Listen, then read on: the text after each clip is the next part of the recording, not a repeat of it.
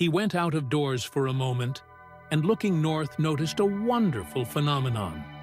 Where Mount St. Helens should have been, there was only clouds of smoke and steam.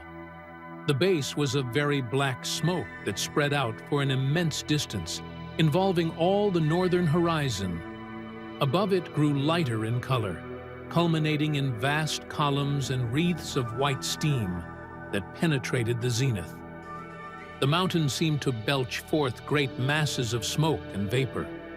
White puffs of steam rose like columns of scrollwork to the very mid-heavens, constantly changing and assuming new forms upon the sky.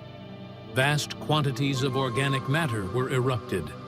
Ashes and rocks were thrown out with tremendous force, but no noise was heard at that distance.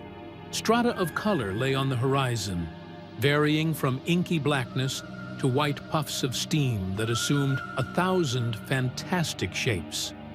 The vision was so wondrous and sublime that he stood spellbound and enthralled.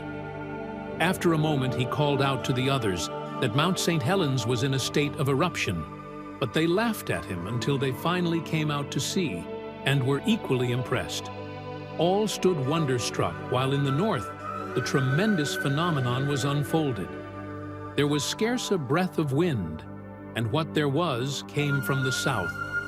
The day was clear and beautiful, and the vision was perfect in its appearance.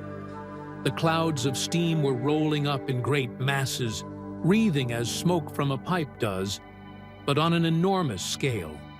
The next day, the wonderful vision had disappeared. The day before it occurred, St. Helens stood a perfect pyramid of white from base to apex.